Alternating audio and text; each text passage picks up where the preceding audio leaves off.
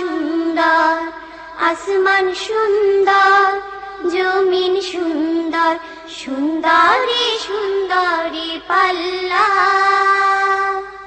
জানি না কত সুন্দর তুমি আল্লাহ। আসসালামু আলাইকুম ওয়া রাহমাতুল্লাহি ওয়া বারাকাতুহু। প্রিয় ভাই বোনেরা, আল্লাহর লাখো কোটি শুকরিয়া আদায় করছি যে আজকে আমরা আমাদের প্রোগ্রাম শুরু করতে পেরেছি, আমাদের প্রিয় অনুষ্ঠান জীবন জিজ্ঞাসা। আশা করছি আপনারা সবাই সুস্থ আছেন, সুন্দর আছেন এবং যথারীতি ঈমান চর্চারত আছেন। প্রিয় ভাই বোনেরা, আমরা চলে যাচ্ছি আমাদের সম্মানিত শেখের কাছে এবং জেনে নিচ্ছি ওনার কুশলাদি। আসসালামু আলাইকুম। ওয়ালাইকুম আসসালাম ওয়া রাহমাতুল্লাহি ওয়া বারাকাতুহু। আলহামদুলিল্লাহ, আল্লাহ রাব্বুল আলামিন আমাদেরকে ভালো রেখেছেন এবং সুস্থ রেখে আজকের জ্ঞান চর্চার এই মঞ্চে একত্রিত হওয়ার সুযোগ দিয়েছেন। আশা করি আমাদের সম্মুখে এই মুহূর্তে যারা আছেন দেশে বিদেশে বিভিন্ন স্তরে সকলেই আপনারা সুস্থ আছেন এবং ভালো আছেন। আপনাদের সুন্দর জীবন আমরা প্রত্যাশা করি সম্মানজনক জীবন, ঈমানপূর্ণ জীবন। মহান রব্বুল আলামিন আপনাদেরকে সেই জীবন যেন দান করেন, আমাদের সবাইকে যেন ভালো কাজে সবসময় জড়িত রাখেন। সেই মুনাজাতের মাধ্যমে আজকের জীবন জিজ্ঞাসা আমরা শুরু করতে চাই। আল্লাহ আমাদের মুনাজাতকে যেন কবুল করেন। আল্লাহুম্মা আমিন। আমিন। এক বোনের ফেসবুকের প্রশ্ন দিয়ে আমরা শুরু করতে চাই। ফেসবুকে উনি বলছেন যে পর্দা না করলে নাকি কোনো ইবাদত কবুল হয় না।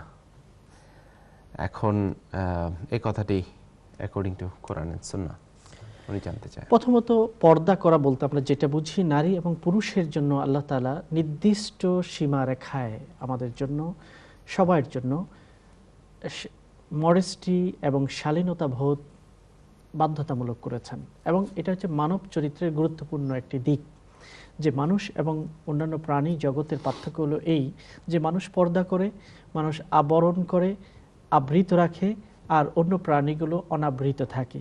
তাদেরকে যেই চামড়া দিয়ে প্রেরণ করা হয়েছে ওই চামড়া তারা খোলামেলা রাখে। আর মানব জাতির পরিচয় হলো তারা তাদের যেই চামড়া দিয়ে আল্লাহ দুনিয়াতে প্রেরণ করেছেন পুরোপুরি সেই চামড়াকে খুলে প্রদর্শন করে না। এটা হচ্ছে পার্থক্য মানব জাতি এবং প্রাণী জগতের। কাজেই পর্দা করা নারী পুরুষ সকলের জন্য ফরজ।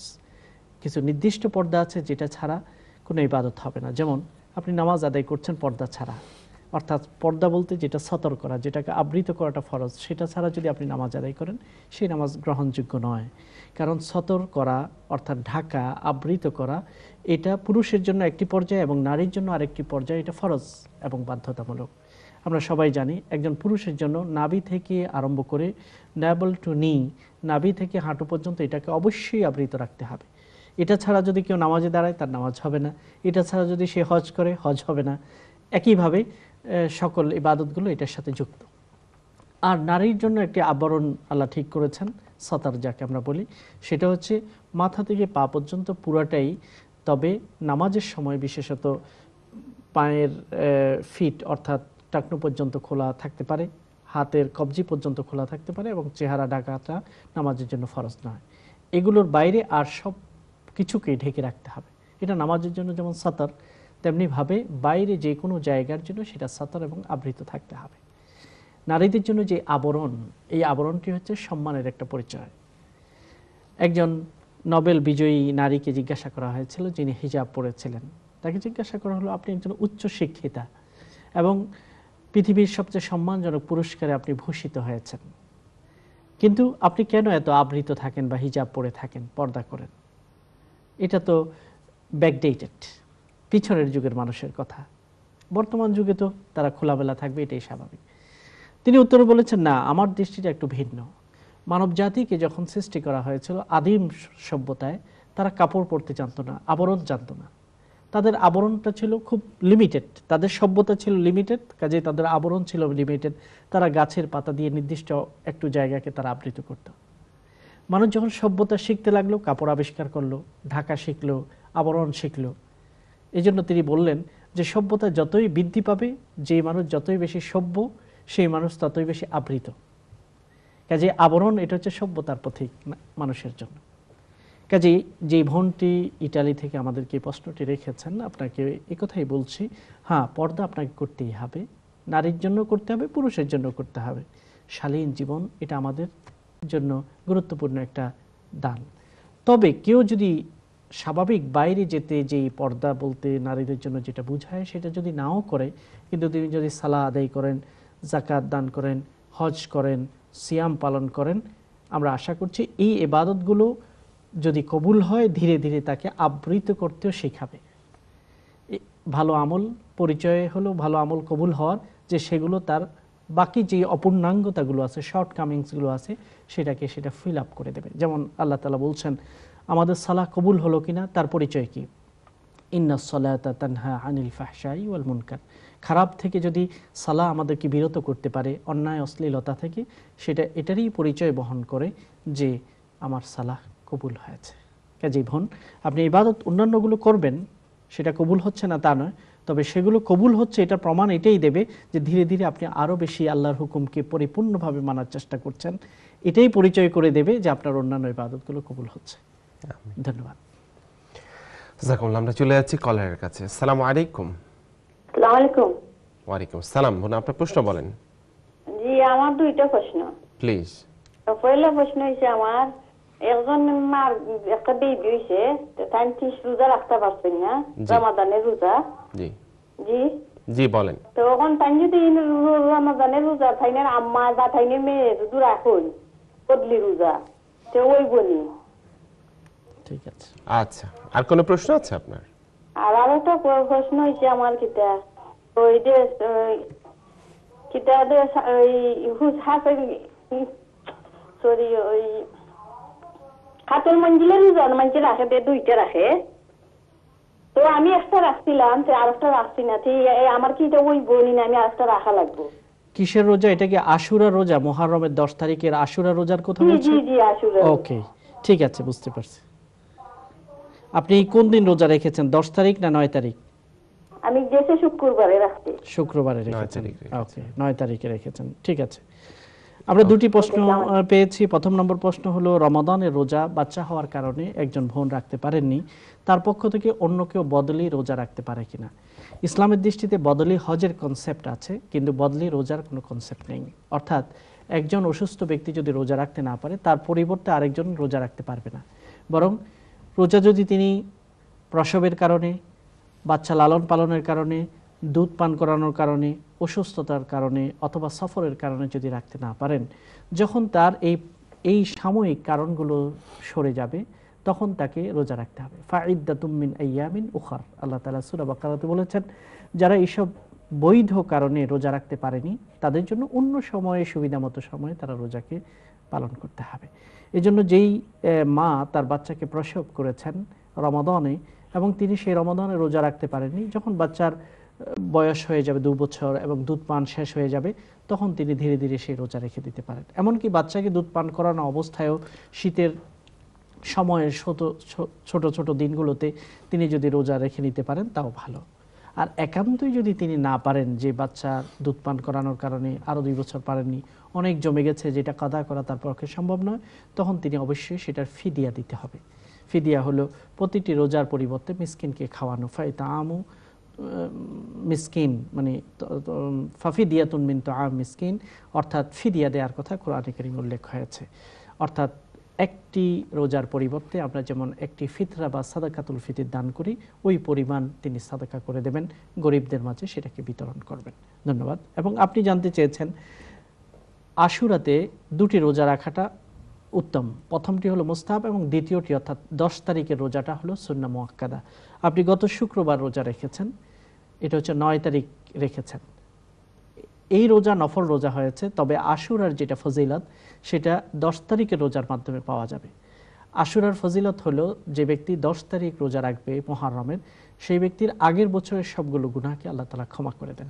কাজে এই ক্ষমাটা পেতে হলে 10 তারিখই রাখতে হবে। হ্যাঁ, আল্লাহ নবী তার জীবনের শেষ বছরে তিনি প্রত্যাশা করেছিলেন, আগামী বছর যদি আল্লাহ আমাকে জীবিত রাখেন আমি 9 তারিখ রোজা রাখবো। এই কারণে 9 তারিখ রোজা রাখা মুস্তাহাব, তবে 10 তারিখটা হলো আসল রোজা।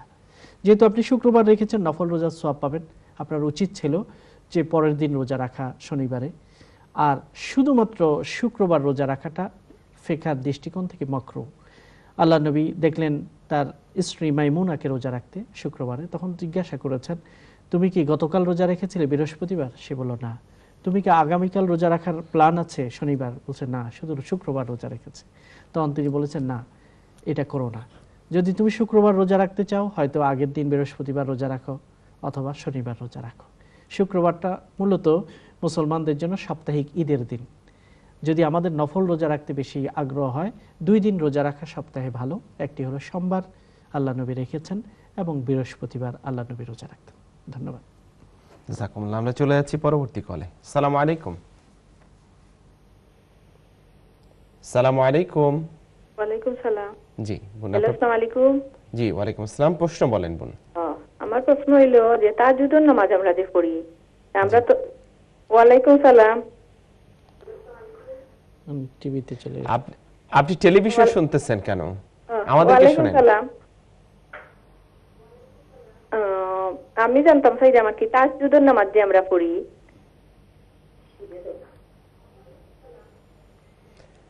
আপনি বোন টেলিভিশন শুনবেন না প্লিজ, তাহলে আপনি কনফিউজড হবেন। আপনি আমাদেরকে শুনে টেলিভিশনটা মিউট করে দেন প্লিজ। ওকে। আমি জানতাম স্যার আমার কি তাহাজ্জুদের নামাজ যে আমরা পড়ি, জি তাহাজ্জুদের নামাজের আর কি, যেমন আমরা 10টা সূরা জানি বা 11টা সূরা জানি, তো তাহাজ্জুদের নামাজ পড়তে হইলে লম্বা করে পড়তে হইলে আমরা কি রকম পড়তাম? ঠিক আছে, ওকে। যে 2টা সূরা যদি একটানো পড়ি সে ঠিক আছে নি? আচ্ছা ঠিক আছে বোন। আর কোনো প্রশ্ন আছে? আর দ্বিতীয় প্রশ্ন হইলো আমার যে একজন ক্যান্সার রোগী যদি সারা জীবন নামাজ না পড়ে, বুঝছেন নি, তে কেউ কেউ হইতে হয় যে এরা বেস্তি হইবা, বুঝছেন নি, বেমারে মররা দিকে। এটা ঠিক আছে, বুঝতে পেরেছি।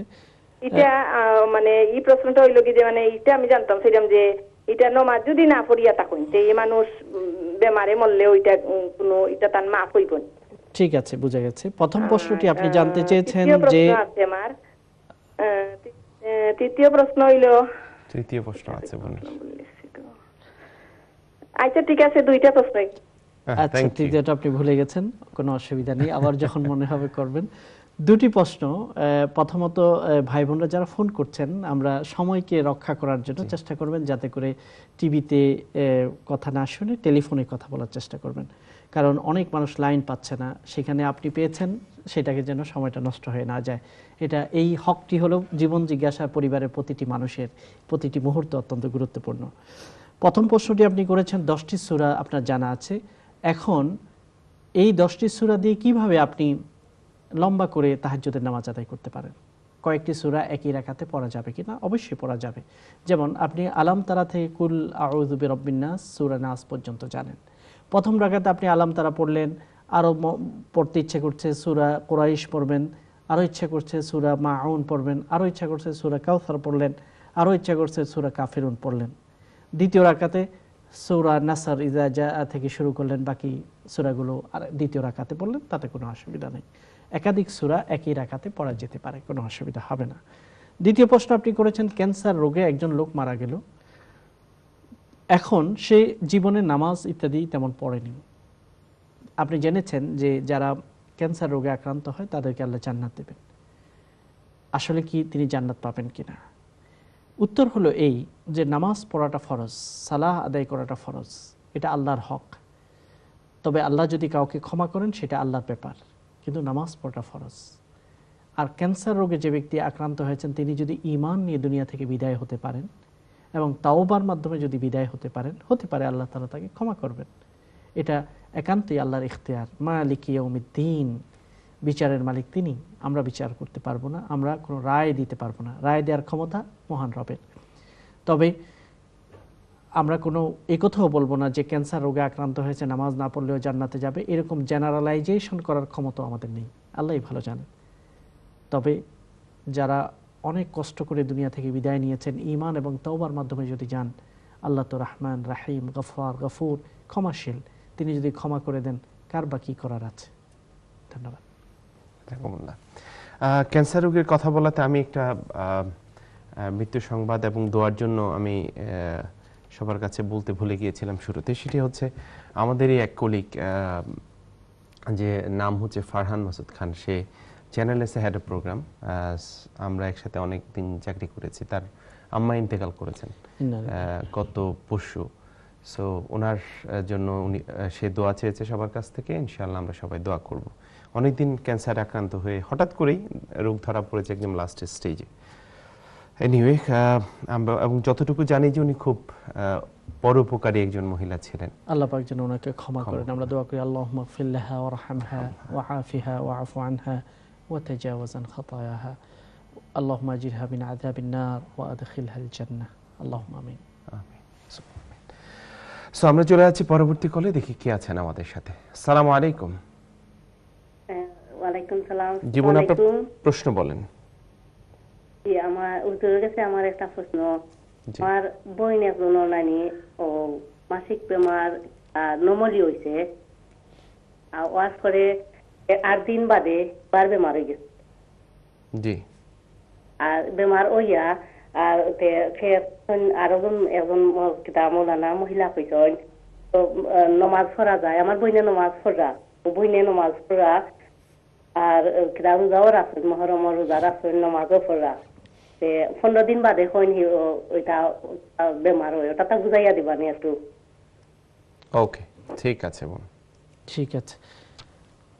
হানাফি ফিকহের গ্রন্থগুলোতে এইভাবেই উদ্ধৃত হয়েছে যে কোনো মহিলার সর্বনিম্ন পিরিয়ড হতে হবে 3 দিন এবং সর্বোচ্চ হতে পারে 10 দিন, এবং একবার পিরিয়ড হওয়া থেকে আরম্ভ করে দ্বিতীয়বার পিরিয়ড শুরুর মধ্যখানে 15 দিন তোহর থাকতে হবে, অর্থাৎ পবিত্র থাকতে হবে।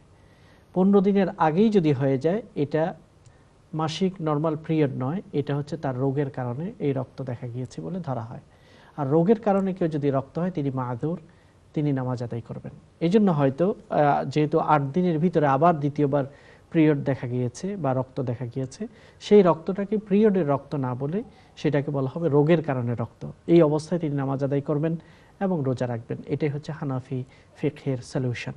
কাজে ওই প্রেক্ষিতে হয়তো আপনাকে বলা হয়েছে যে যেহেতু 8 দিনের মধ্যেই আবার পিরিয়ড হয়েছে, এটা প্রপার হয়নি, কাজেই এটাকে পিরিয়ড ধরা হবে না, এই অবস্থায় নামাজ মাফ হবে না, তিনি রোজাও রাখতে পারবেন, নামাজও আদায় করবেন।